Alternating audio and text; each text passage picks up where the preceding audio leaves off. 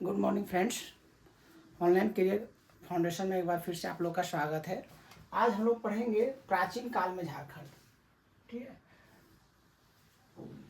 तो इसमें से देखिएगा कि आपका मेन मौर्य काल आता है। मौर्य काल का मौर्योत्तर काल यानी मौर्य काल के बाद का काल, उसके बाद गुप्त काल और गुप्तोत्तर काल यानी गुप्त के बाद का काल। ठीक है, तो झारखंड का अगर हमें प्राचीन व्यवस्था के बारे में अगर पढ़ना है तो आप जानते हैं कि पूरा पाषाण, मध्य पाषाण, उसके बाद आपका जो सो नवीन पाषाण आता है। उसके बाद जो सो आपका जो हम लोग को मेन जो फैक्ट मिलता है वो मौर्य काल से ही मिलता है। तो मौर्य काल में आप जानते हैं कि मौर्य काल का स्थापना, मौर्य वंश का स्थापना कौन किया था? चंद्रगुप्त मौर्य ने किया था। उसके बाद उसका तीसरा जो शासक होता है, देखिए तो मौर्य काल में तीसरा शासक अशोक होता है ना, चंद्रगुप्त मौर्य, फिर उसके बाद बिंदुसार और उसके बाद अशोक।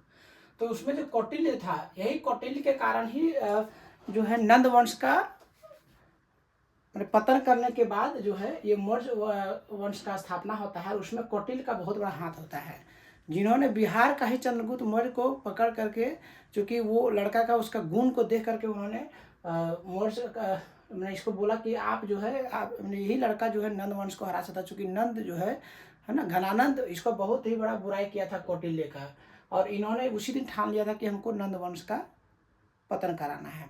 और इन्होंने ही जो है सो चंद्रगुप्त मौर्य का ले गया अपने पास और शिक्षा दिया। उससे बाद इन्होंने आक्रमण किया। तो इसी मौर्य वंश का, मौर्य का नाम वहाँ चंद्रगुप्त मौर्य से हुआ। ठीक है, अब ये देखिए कि मौर्य में जो है कौटिल्य जो था उन्होंने अर्थशास्त्र लिखा है। आप जानते हैं इसका अर्थशास्त्र बहुत ही फेमस है। उसमें जो झारखंड को क्या कहा जाता है? कुकुट प्रदेश कहा जाता है। ठीक है, और यहाँ पर गणतांत्रिक शासन व्यवस्था था, इसका कहना था। गणतांत्रिक मतलब क्या? हमारा देश भी आज के डेट में क्या है? गणतंत्रात्मक है। इसका क्यों है? क्यों गणतंत्रात्मक है? क्योंकि यहाँ का जो शासन व्यवस्था है कोई राजा के द्वारा नहीं चलाया जाता है, बल्कि प्रजा के द्वारा चुना गया सदस्य के द्वारा ही शासन चलाया जाता है। जैसे यहाँ पर हमारा राष्ट्रपति ही सबसे सर्वोच्च पद पे है, और वो क्या है, कहीं न कहीं हमें अप्रत्यक्ष रूप से हमारा जनता के द्वारा ही चुना गया एक प्रतिनिधि है, जिसे कहा यहाँ पर गणतंत्रात्मक। तो यहाँ पर भी उसमें गणतंत्रात्मक शासन व्यवस्था थी। आठविक नाम, यहाँ पर जो आठविक नामक पदाधिकारी की नियुक्ति होता था। इसमें कहा है कि यहाँ पर जो शासन करने के लिए आठविक नाम का पदाधिकारी होता था। इंद्रवाहक नामक नदियों की चर्चा यहाँ पर किया गया है। क्यों? यहीं से हीरा प्राप्त होता है। ये आप देखिएगा कि जहांगीर के समय भी कहा जाता है। तो इसमें इंद्रवाहक जो नदी कहा गया है, नहीं मेनली रूप से देखिएगा कि शंख नदी और दक्षिणी कोयल नदी, वहाँ का ही सब इंद्रवाहक नदी था। उसी में ही क्या कहते हैं आपका कि इसका हीरा वगैरह जो पाया जाता था। तो ये हाथियों का भी जो मंगाने का काम था वो आपका झारखंड से ही होता था। अभी भी आप देखिएगा कि हाथी हमारा झारखंड में, हमारा राजकीय पशु भी जो सो हाथी है। और हाथी के कारण ही जो सो आप या फिर लोहाई दोनों का उत्पादन और हाथी का मिलने के कारण ही जो है ये आपका यहाँ से जो मगध साम्राज्य था वो बहुत ही शक्तिशाली था, क्योंकि हाथी यहाँ भरपूर मात्रा में मिलता था। ठीक है, उसके बाद आता है अशोक का। कि अशोक के 13वें शिलालेख में आटविक प्रदेश का जिक्र है। ये क्वेश्चन आता है कि इसका 13वें शिलालेख में इसका आटविक प्रदेश का उल्लेख है। अभी हमें यहाँ आटविक प्रदेश के बारे में देखा ना। अच्छा, कलिंग शिलालेख 2 में जो इन्होंने अशोक नहीं लिखा था, कलिंग शिलालेख 2, उसमें वर्णित है कि इस क्षेत्र की अभिजित जनजातियों को मेरे धर्म का आचरण करना चाहिए। ये क्वेश्चन आ सकता है कि अशोक का किस शिलालेख में यह वर्णित है कि इस क्षेत्र की अविजित जनजातियों को, अविजित जनजातियों मतलब जिस जनजाति को विजित नहीं किया गया है, अविजित है। ये आपको बता दें कि यहाँ का जो आदिवासी था हमेशा स्वतंत्र रहा है। कोई भी शासक जो है पूर्ण रूप से इसको अपने कब्जे में नहीं ले पाया है। तो इनका कहना है अशोक का कि इन अविजित जनजातियों को मेरे धर्म का आचरण करना चाहिए। ये शिलालेख 2 में याद रखिएगा। 13वें में आटविक प्रदेश का उल्लेख है, लेकिन इसमें लिखा है कि ये इस क्षेत्र के अविजित जनजातियों को मेरा धर्म का आचरण करना चाहिए। झारखंड में बौद्ध धर्म की प्रचार के लिए रक्षित को भेजा गया था। देखिए आपको पता होगा कि जब कलिंग को जीत लिया था तो उसी दिन ने अशोक ने अपने लड़ाई को छोड़ करके और धर्म की ओर प्रस्थान किया। धर्म की ओर मतलब वो अब शांतिपूर्वक रहना चाहता था और अपने प्रजा को शांति रूप से मनाने का कोशिश करता था। और वो उसी दिन से तलवार को कंप्लीट रूप से मयान में रख दिया था, जिसके बाद वो कभी नहीं निकाला। और तो उसमें उनको ने जो भेजा था, उसमें देखिए कि उसका जो बेटा महेंद्र था, है ना, और उसका जो बेटी थी, उसको दोनों को श्रीलंका भेजता है प्रचार के लिए, संघमित्रा। एक क्या था, महेंद्र बेटा था और संघमित्रा उसकी बेटी थी, जिसको उन्होंने कहाँ भेजता है, श्रीलंका। और झारखंड में जो भेजता है उसको, उसका नाम रक्षित था। ये जरूर याद रखिए कि रक्षित को भेजा गया था धर्म का प्रचार के लिए झारखंड में। ये आपने अभी तो यहाँ तक समझ लिया। और उसके बाद मौर्य काल, सिंभू से रोमन सिक्के मिलते हैं। देखिए अशोक के काल खत्म होने के बाद झारखंड में, ये झारखंड नहीं पूरे इंडिया में देखा जाए तो अलग अलग विदेशी आक्रमण हुए, जिसमें रोमन का जो लोग आया, जो यहाँ का शासक आया, उन्होंने यहाँ पर भी शासन किया। उसमें से ये पूछा जाता है कि रोमन सिक्के कहाँ पर प्राप्त होते हैं, तो सिक्के में सिंभू में प्राप्त हुए हैं। और चाईबासा से इंडो सिथियन सिक्के प्राप्त हुए हैं, ये भी क्वेश्चन आता है। और रांची से कुषाण कालीन, ये तीनों को जरूर रखिए, तीनों VVI क्वेश्चन है, इसको जरूर याद रखिएगा, है ना। VVI क्वेश्चन ये तीनों, इसमें तीनों का क्वेश्चन निश्चित आता है। ये क्वेश्चन आगे ऑलरेडी पूछा गया, ये भी पूछा गया है, ये भी पूछा गया, तीनों को पूछा गया है, इसलिए आप तीनों को जरूर याद रखिएगा। उसके बाद देखिए गुप्त काल आता है। प्रयाग प्रशस्ति में आठवीं राज्य पर विजय की बात कही गई है। आप जानते हैं कि जो गुप्त वंश है, ये मौर्य के बाद आया है ना, कुषाण के बाद आया है, मौर्य के बाद कुषाण, कुषाण के बाद आपका एक गुप्त आया है। तो गुप्त जो है आपका, गुप्त का स्थापना कौन करता है, श्री गुप्त, इसने इस वंश की स्थापना करता है। उसके बाद इसमें जो सबसे महत्वपूर्ण जो आता है, समुद्रगुप्त आता है, ठीक है ना। तो ये समुद्रगुप्त को झारखंड, भारत का पूरा नेपोलियन कहा जाता है। इसको जरूर याद रखिएगा कि अगर आप भारत इंडियन मैंने हिस्ट्री में समुद्रगुप्त जो है सो हमारा इंडिया का नेपोलियन कहा जाता है, क्योंकि इन्होंने भी पूरे भारत को कहता है कि इन्होंने जीत लिया था एक तरीका से देखा जाए तो। इसका भी क्षेत्र जो था राज्य करने का, साम्राज्य का जो है क्षेत्र बहुत ही बड़ा था। तो उसी में ये आठवीं राज्य पर विजय की बात कही गई है प्रयाग प्रशस्ति में। प्रयाग प्रशस्ति जो है हरिसेन ने लिखा है। कौन लिखा है, हरिसेन। इसको जरूर याद रखिएगा, जो नया रखा है, बाकी पुराना का जरूर जानते होंगे कि हरिसेन इसका लेखक था। और इन्होंने प्रयाग प्रशस्ति, प्रयाग मतलब जो आज का डेट में प्रयागराज है, जो इलाहाबाद पहले कहा जाता था, तो वहाँ का जो उसमें लिखा गया है, उसमें लिखा है कि आठवीं राज्य पर विजय की बात भी उसमें कहा गया है। क्योंकि आठवीं राज्य आप देख रहे हैं, मौर्य काल से ही इसको आठवीं राज्य कहा गया है। समुद्रगुप्त के समय इसे मुरंड प्रदेश कहा गया है। क्या कहा गया है, मुरंड प्रदेश। समुद्र के बाद बौद्ध धर्म का पतन होने लगा, क्योंकि देखिए बौद्ध धर्म का मेन जो समय था वो चंद्रगुप्त मौर्य से लेके अशोक के समय तक था।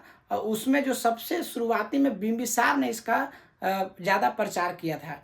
आप देखिए कि कहें कि बौद्ध धर्म का स्थापना किसने किया था, महात्मा बुद्ध ने किया था। कब किया था, ये चौथी पाँचवीं ईसा पूर्व में किया था, लेकिन बाद में जो सो ये बढ़ने लगा था। लेकिन ये समुद्रगुप्त, गुप्त वंश का जब शासनकाल आया है ना, या इसका शुंग वंश का जब शासनकाल आया था, उस समय जो इसका पतन होना स्टार्ट किया, समुद्रगुप्त के समय और पतन हो गया। उसके बाद जो है सो आपका हिंदू धर्म का स्थापना हुआ। अदरवाइज पूरा इंडिया में अगर देखा जाए तो बौद्ध धर्म का स्थापना हो चुका था, ठीक है। तो फायान जो आया 405 ईस्वी में आया, इन्होंने भी इसको कुकट लाड़ कहा। ये कहा जाता है कि फायान ने अपने में इसको क्या कहा है, तो कुकट लाड़ कहा। ये चीज़ जरूर याद रखिएगा। यहाँ पर देखिए इसने कुकट प्रदेश कहा है, यहाँ पर इसका कुकट लाड़ कहा है, ठीक है।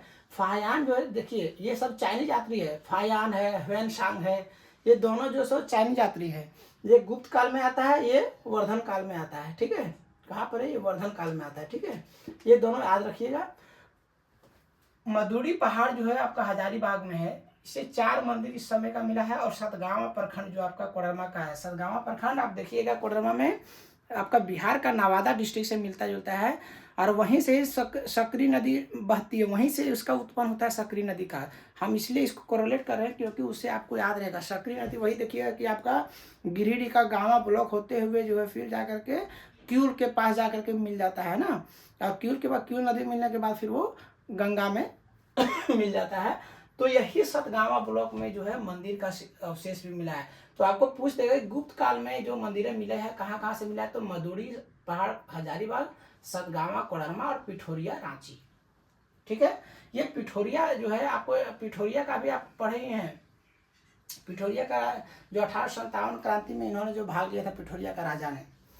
गुप्तोत्तर काल, शशांक, ये देखिए ये शशांक जो है सो आपका कहाँ का राजा रहता है, बंगाल का राजा रहता है ना। और इसका जो है विस्तार पूरा ये सेव वंश को मानता था ये, और इसका झारखंड में बहुत ही बड़ा वर्चस्व था शशांक का। शशांक के बारे में पढ़े, यही शशांक ने ही बौद्ध धर्म, महात्मा बुद्ध है जिस पेड़ के बरगद पेड़ के नीचे जहाँ पर अपना क्या कहते हैं ज्ञान की प्राप्ति किया था, उस पेड़ को कटवाने वाला भी यही शशांक ही था। तो इसको शशांक को आप कभी मत भूलिएगा। एक समय था जब शशांक का साम्राज्य पूरा झारखंड पे था, बंगाल पर भी था, उड़ीसा में भी था, बिहार का भी क्षेत्र पे था। तो इसके कारण इन्होंने पूरे रूप से बौद्ध धर्म को हटा दिया। तो शशांक का अगर बौद्ध धर्म को हटाने में सबसे बड़ा अगर हाथ है तो शशांक का ही है। इसने पूरा इस एरिया का जितने भी क्षेत्र था सारा से बौद्ध धर्म को हटा दिया। इसलिए बौद्ध धर्म आप देखिए कि झारखंड बिहार में तो कहीं है ही नहीं, और इसमें सबसे बड़ा हाथ इस शशांक का ही जाता है, किसी को भी नहीं मानने दिया। और इसका जो है राजधानी देखिए कि संथाल परगना का बड़ा बाजार और दुलमी, ये दुलमी कहाँ पर है, धनबाद में है, ठीक है। तो ये दुलमी और ये संथाल परगना ये दोनों इसका राजधानी रहा है। तो एकमात्र राजा शशांक था जिसका राजधानी झारखंड में था। ये भी क्वेश्चन पूछ देता है कि एकमात्र राजा कौन था जिसका राजधानी झारखंड में था, तो शशांक था, ठीक है। और देखिए शैव धर्म का मानने वाला यही था, है ना, बताए थे अभी। इसका काल का मंदिर वेणु सागर देखिए जो है आपका कोचांग में है। ये क्वेश्चन आता है, ये कोचांग में देखिएगा कि कहाँ पर, ये पश्चिमी सिंहभूम में ठीक है, लेकिन ये देखिएगा कि एकदम पूरा केवझर डिस्ट्रिक्ट जो आपका उड़ीसा का है वहाँ से एकदम सटा हुआ है ये केवझर डिस्ट्रिक्ट से। तो ये इसका कहा है वेणु सागर जो शिव का मंदिर है। क्या शिव का मंदिर है, ये शिव मंदिर, क्योंकि ये शिव को मानता था ना, तो ये शिव मंदिर का ही स्थापना करेगा। तो जो शिव मंदिर जितने भी है वहाँ पर जो वेणु सागर का है उसका नाम वेणु सागर है। और ये है कहाँ पर, तो कोचांग में है।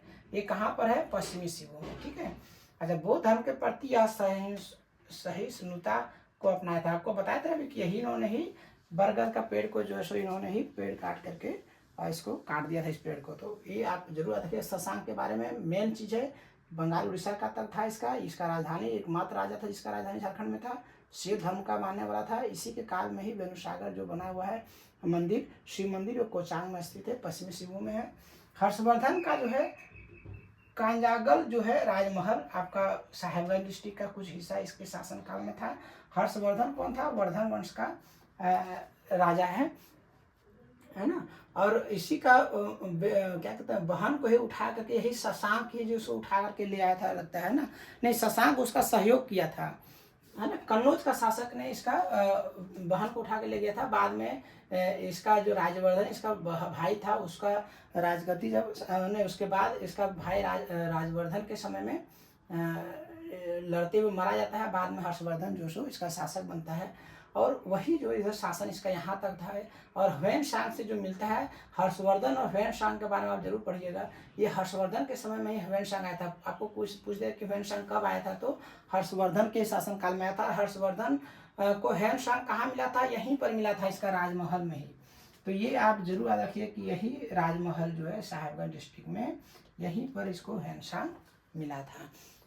क्योंकि ह्वेन-सांग आप जानते हैं कि यहाँ का जो आपका झारखंड बिहार का जो ये आपका है नालंदा विश्वविद्यालय वहीं पर ही पढ़ता था, है ना। तो यही ह्वेन-सांग वहीं पर इसको हर्षवर्धन से मिला था। यानी जो है कि पलामू में चंद्रगुप्त प्रथम का मंदिर है, ये मिला हुआ है। ये आप रखिए एक और 13वीं सदी में उड़ीसा के राजा जय सिंह ने झारखंड का राजा घोषित किया था। ये VVI क्वेश्चन है, इसको जरूर याद रखिएगा, क्योंकि ये क्वेश्चन पूछ सकता है कि 13वीं सदी में उड़ीसा कौन सा राजा था जिन्होंने झारखंड का राजा अपने आप को घोषित किया था, तो ये जय सिंह है। अब इसमें आपको प्रॉब्लम नहीं होना चाहिए। कौटिल्य का पढ़ा दिए, अशोक का पढ़ा दिए, मोरेस्टर का आपको पढ़ा दिए, है ना। रोमन सिक्का, इंडो सिथियन सिक्का, कुषाण, ये तीनों जरूर याद रखिएगा, इसको भूलिएगा नहीं। गुप्त काल का हो गया, गुप्तोत्तर काल का हो गया, हर्षवर्धन का, बस आपको इतना ही याद रखना है। बुक में आपको मिलेगा, लेकिन इसमें हमने संक्षिप्त रूप में आपको ऐसा पढ़ाने की कोशिश किया है जो मेन इसका क्वेश्चन है उसी को लिया है, ठीक है। तो आज का क्लास इतना ही। Thank you.